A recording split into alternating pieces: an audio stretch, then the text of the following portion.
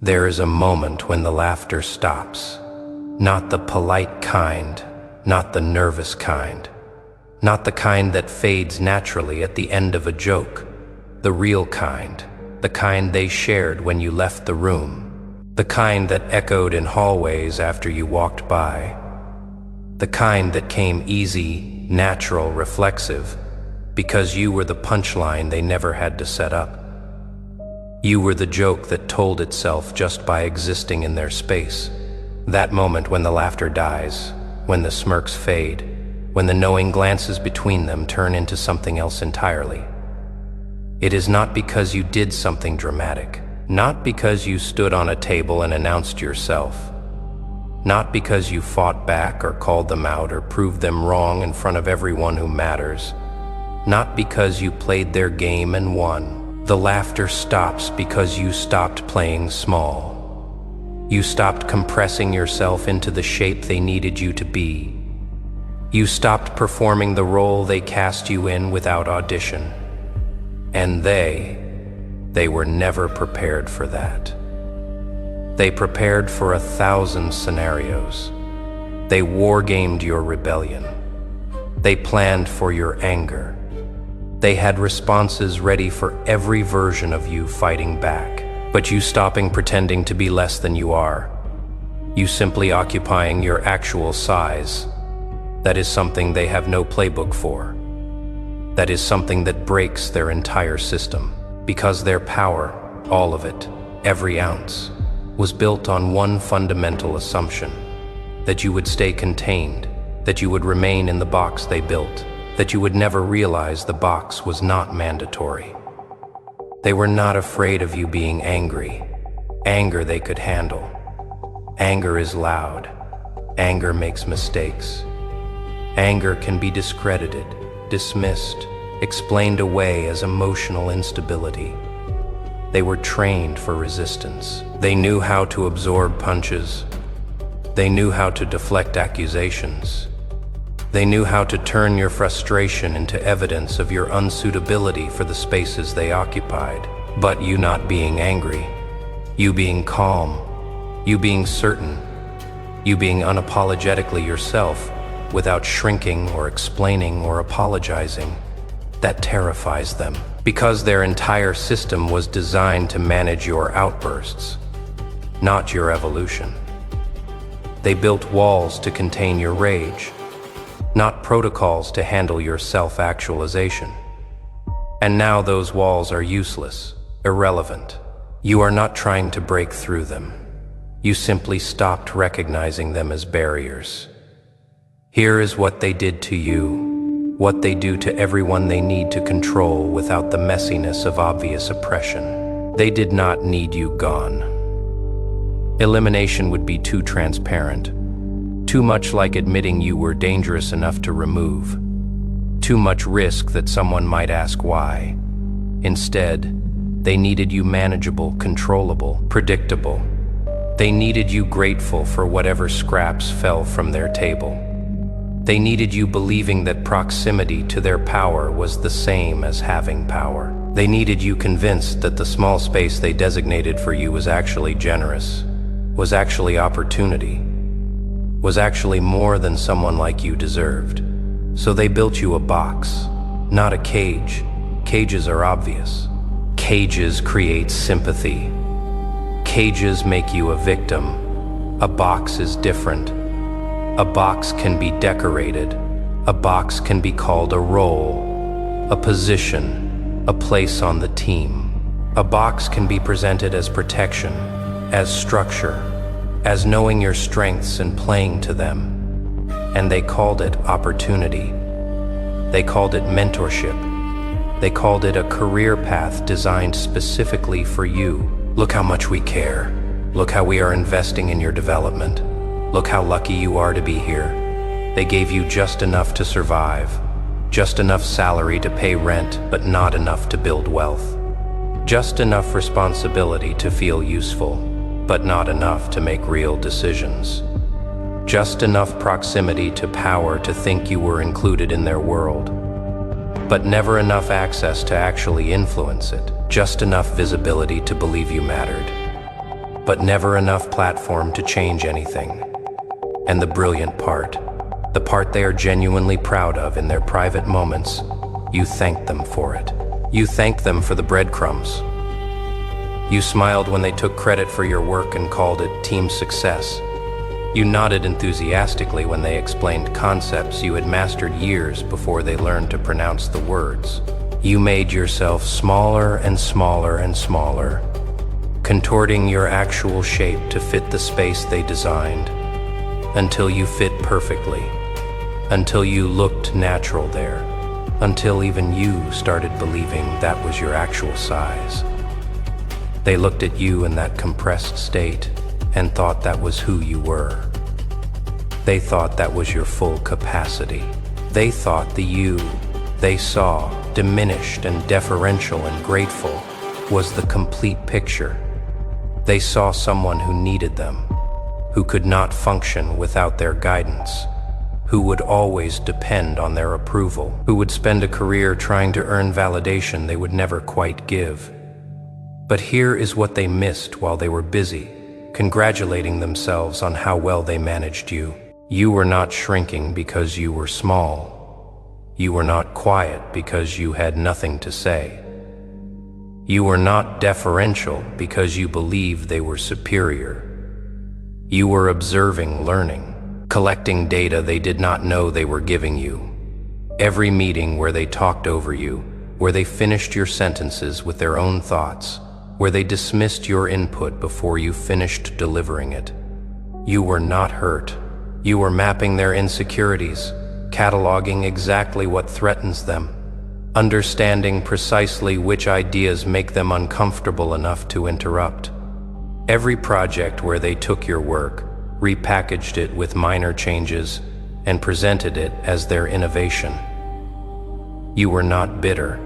You were documenting their creative bankruptcy, their dependence on others, their inability to generate original thought. Every condescending explanation, every time they said, "Let me break this down for you," in a tone that assumed you were struggling with basic concepts, every instance of them performing their intelligence for an audience of themselves. You were not intimidated. You were learning the exact shape and size of their ego, measuring the distance between their self-perception and reality, understanding how much energy they waste protecting an image that was never accurate. They thought you were taking notes on what they were teaching. You were taking notes on them, their patterns, their tells, their weaknesses dressed up as strengths, the way they react when threatened, the specific flavor of their panic, the methods they use to protect territory, the tactics they deploy when they sense competition, the way they attack when scared versus when they are actually confident. They were performing for you every single day, teaching you everything you needed to know about how to move around them, how to operate in their blind spots, how to advance while they were looking the wrong direction. And they had no idea. Because to notice that, to even consider that possibility, they would have had to see you as someone worth watching carefully, someone capable of strategy, someone who could learn and apply and evolve. And you were furniture to them, background wallpaper, the kind of presence that fills a chair in meetings, but does not actually contribute anything that matters. You were safe, harmless, grateful to be there. That was their assessment. That was their fundamental miscalculation. And you let them believe it. You encouraged it. You performed it so convincingly they never questioned whether the performance was the reality. You were not learning from what they taught in their careful, condescending lectures.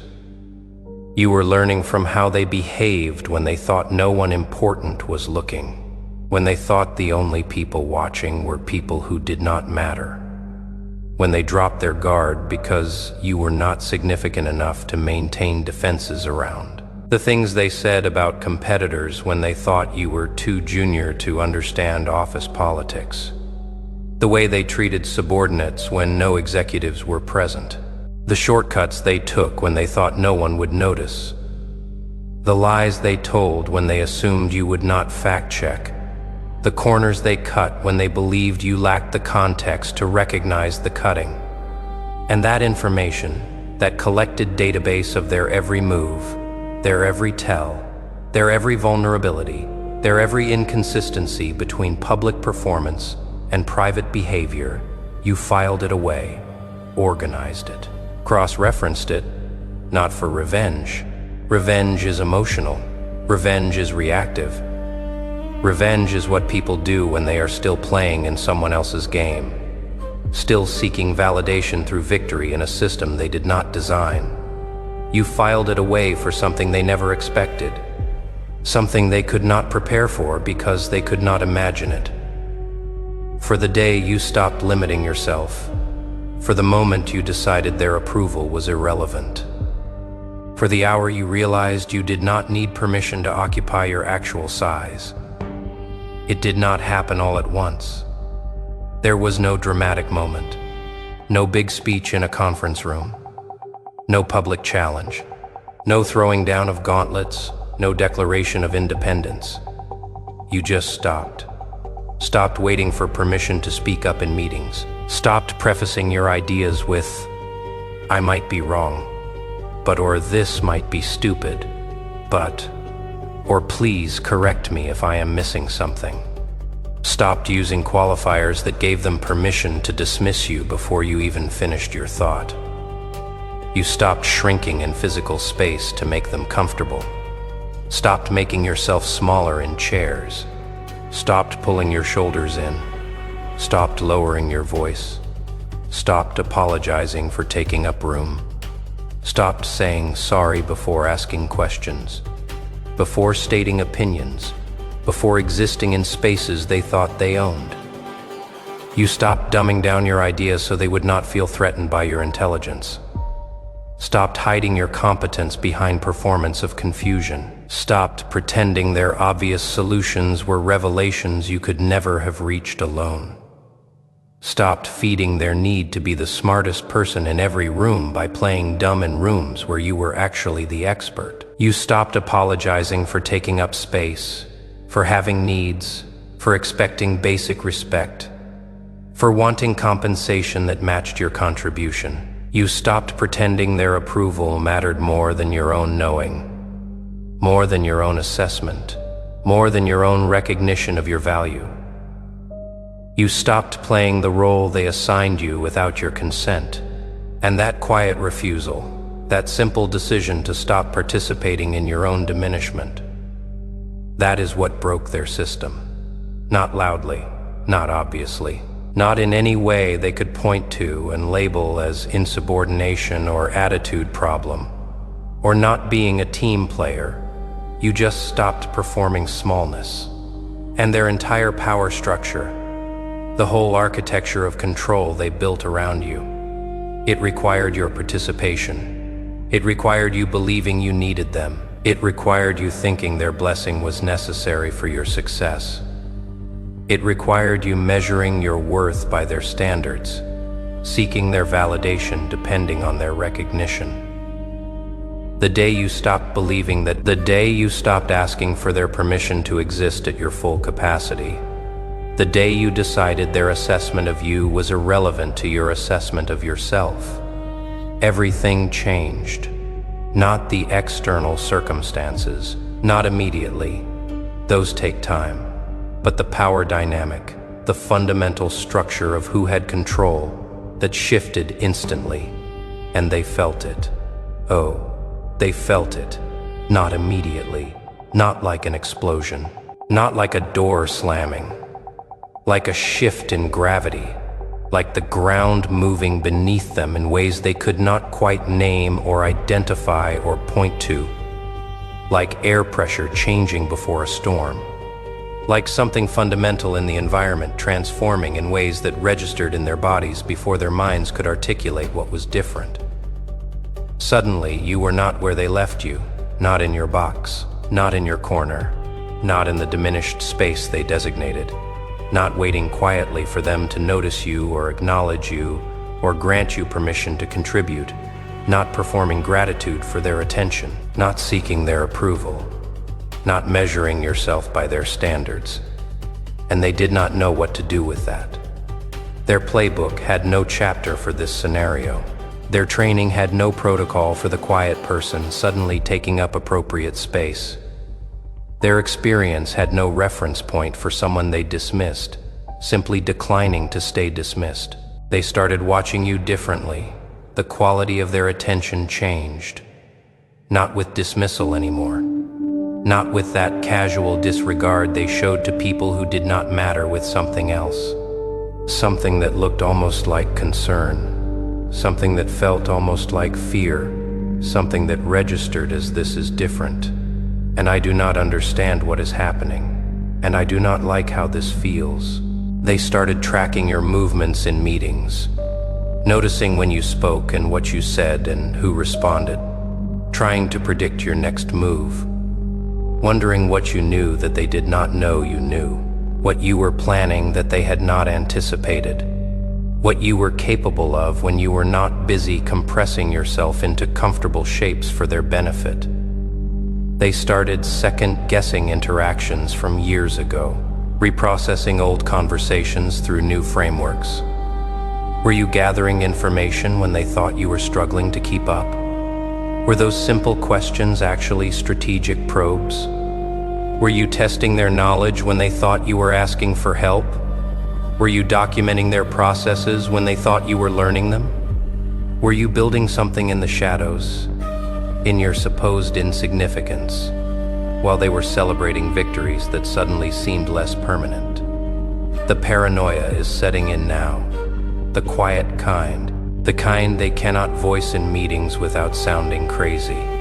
The kind they cannot share with colleagues without admitting they might have been wrong about you, might have missed something crucial, might have underestimated someone they spent years assuring everyone was not a threat. So, it stays internal.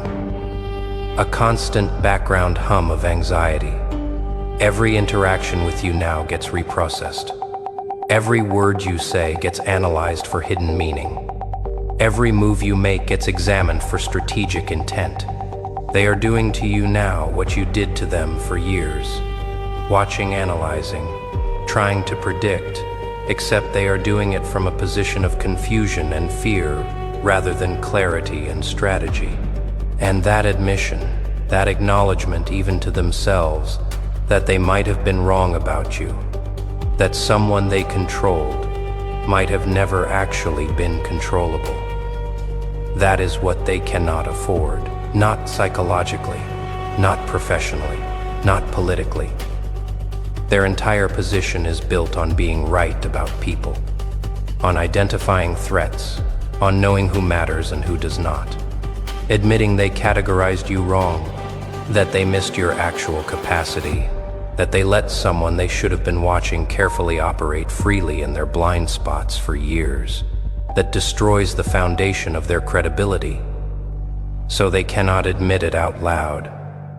They cannot ask direct questions. They cannot confront you openly. But they watch. They calculate. They try to figure out who you really are now that you are not performing weakness for their comfort anymore. Now that the mask is off, now that you are simply being yourself without compression or apology or qualification, your silence used to be submission. They interpreted it as having nothing to say, nothing to contribute, nothing worth hearing.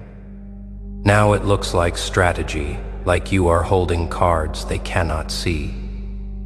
Like you know, things you are choosing not to reveal. Your patience used to be passivity, evidence you were not ambitious, proof you knew your place. Now it looks like discipline, like long-term thinking, like someone playing a game with a longer timeline than they were tracking. Your humility used to be proof you knew your limits, understood your position, accepted your rank in their hierarchy. Now it looks like camouflage, like a mask they never should have believed, like something you wore deliberately because it served a purpose they did not understand. They want to confront you. They are burning to ask what changed. When did this happen? Where did this confidence come from? What are you really capable of? What is your actual agenda? But they cannot ask, because asking reveals they do not know. Asking means admitting they were not paying attention. Asking requires acknowledging that someone they thought they understood completely is actually a mystery they never solved. And their pride, their image, their entire professional identity built on being smarter than everyone around them. It will not let them say out loud that they got you wrong, that someone they dismissed outplayed them, that the person they thought they controlled was only controllable because you allowed it, because it served your purposes, because you were building something they could not see. So they adjust, pivot, try different tactics. Some of them try to befriend you suddenly overnight. After years of barely acknowledging your presence, they remember your name correctly. They ask about your weekend. They include you in lunch invitations. They act interested in your opinions. They remember kindnesses that never actually happened, conversations where they supposedly encouraged you, moments where they claim they saw your potential all along. They revise history in real time, hoping you will not notice, hoping you will accept the new narrative, hoping you will believe they were always on your side. Let them perform. Let them embarrass themselves with transparent attempts to rewrite a past you both remember clearly. Their desperation is evidence of your evolution. Their sudden friendship is proof of your power shift. Others go the opposite way. Defensive, aggressive. They try to undermine you before you can use what you know. They spread doubts about your stability. They question your judgment in meetings. They raise concerns about your attitude. They paint you as difficult, unreliable, someone who is not a team player, someone who might be dangerous to organizational culture. Let them make noise. Let them attack. Let them scramble. The more energy they spend trying to discredit you, the more they confirm you have something worth discrediting. The more desperate their attacks become, the more obvious their fear becomes. The more they have to work to diminish you, the clearer it is that you are no longer diminishable. But the smart ones, the ones who survived this long not through luck, but through actually reading situations correctly, through adapting quickly, through knowing when the game has changed, they go quiet. They recalculate. They reassess. They watch you the way you watched them carefully, constantly looking for patterns, trying to understand who you really are, what you really want, what you are really capable of. And they wonder how they missed it, how they got it so catastrophically wrong, how someone they filed under harmless turned out to be anything but, how the person they thought they knew completely was actually performing a role they never questioned, how they could be so confident and so incorrect simultaneously. You changed their reality, not with aggression, not with confrontation, not with any dramatic reveal or public exposure or satisfying revenge moment. You changed it by simply refusing to stay small, by declining to continue compressing yourself into shapes that made them comfortable, by occupying the space you always deserved but they convinced you was too much, by moving through the world as if their approval was irrelevant. Because it is. It always was. They just convinced you otherwise. And the day you saw through that illusion, the day you recognized their validation as empty, as unnecessary, as completely disconnected from your actual worth, that was the day their power over you ended. You do not need them to understand what happened. You do not need them to acknowledge the shift. You do not need them to admit they were wrong. You do not need their fear, though you have it anyway. You do not need their respect, though you are getting it now in ways you never got when you were seeking it. Real power is not making them see you differently. That is still playing their game, still seeking their recognition, still measuring yourself by their standards. Real power is not needing them to see you at all, is building a life, a career, a presence that exists completely independent of their validation, is succeeding in ways they cannot measure, because you are not using their metrics anymore.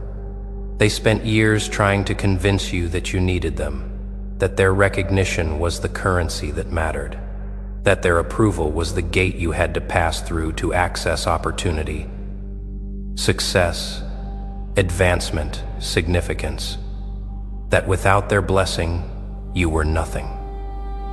Nobody, invisible, and you believed it. For a while, for longer than you want to admit. You played by their rules. You waited for their approval. You measured your worth by their standards. You sought validation from people who were never going to give it because keeping you seeking was more useful than actually validating you. But something shifted. Maybe it was exhaustion. Years of performing smallness takes a toll. Maybe it was clarity. One day you saw the game clearly and could not unsee it. Maybe it was just time.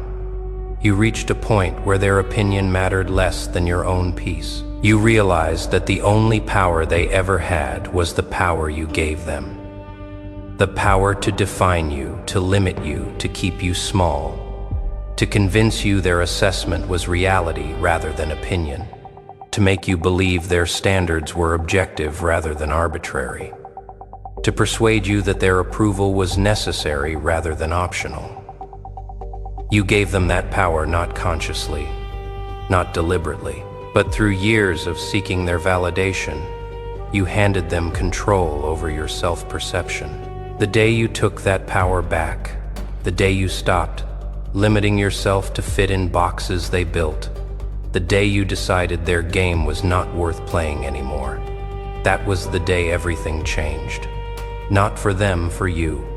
They are still playing the same game, still using the same tactics, still trying to control through the same methods of approval, withholding, and validation rationing and strategic dismissal. But you are not playing anymore. You are not in their game. You are not following their rules. You are not waiting for their permission.